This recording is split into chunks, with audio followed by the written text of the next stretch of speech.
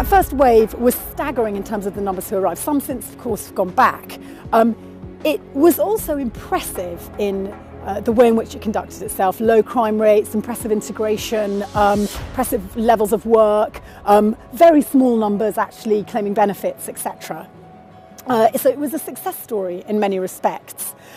However, things have changed massively since 2004. We're now in a recession that seemingly won't go away, sort of the threat of the triple dip. Add to that the idea of the two poorest new countries in the EU. And let's underline the word poorest, because this isn't just about a repeat of 2004. It is being portrayed in the media as a repeat of 2004, but worse.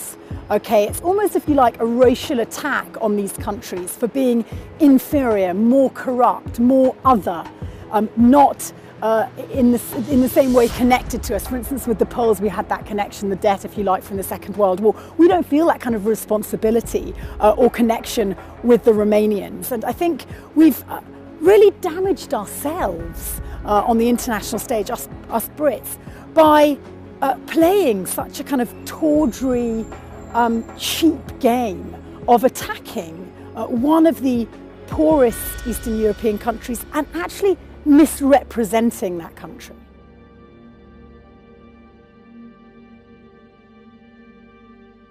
First of all, let's address what the headlines are inferring, which is that this flood of disadvantaged people are going to come and sponge off us.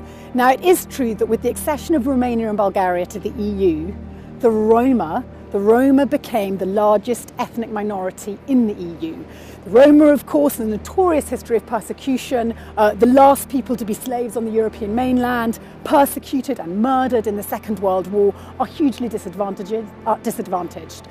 They are predominantly poorly or not educated at all, and they do have high numbers of children, without a doubt. They are very badly integrated. They tend to be ghettoised in their countries of origin, and I think Romania does have the largest Roma minority in Europe. The Roma probably makes up less than 20% of Romania.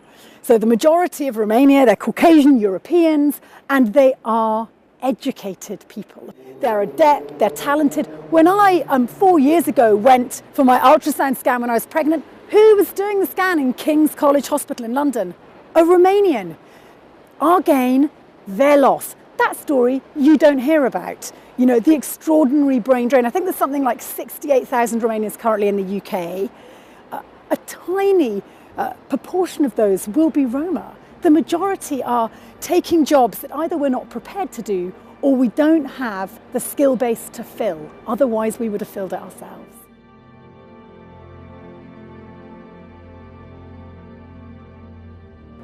I think, UKIP sort of does the job of the tabloids for them. They sort of self-serving little vicious circle where they take thin end of the wedge statistics and bung them out, sort of frighten the masses, and are very effective in doing so. I'm not necessarily an uncritical supporter of mass migration. For Poland, I think in many respects it did work. I think over 1 million came to Britain. A large number, nearly half, I believe, have now gone back to Poland and invested their experience and money into the Polish economy, which is projected will be one of the great success stories of Europe in the future. There are, however, key differences between Romania and Poland. One is the Polish economy is far further on, it's far more developed. It was less smashed by the communist system, and it's been better at adapting to a democratic capitalist EU environment. Romania, on the other hand, has lost so many of its working young. 3 million. I think it's lost the Romanian diaspora proportionally is greater than any other Eastern European country. And that, of course, has really hit hard a very fragile fledgling democracy. You know, the wonderful educated young of the 1990s, the finest product of communism, the only decent product of communism, left. It's pitiful. And, you know, people like my old mother, poor mother-in-law in Romania, is having her pension cut, you know, and we are acquiring her young relations, educated at the cost of the Romanian taxpayer, to work in our NHS, to look after our old and to pay taxes in our country. Who's the loser in that equation and who's the winner? Britain's the winner.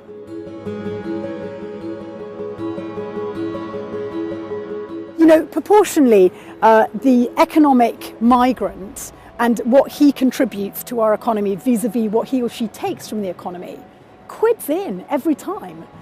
They're not old, so they tend to be young workers, so they pay taxes and they deliver skills.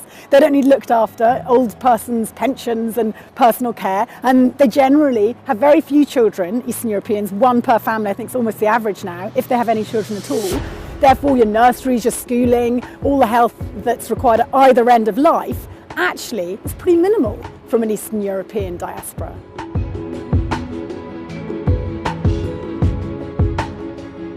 The reason we put Romania, we chose to include Romania in the EU, it was our choice, you know, from the Western European political decision. It was a Western European political decision.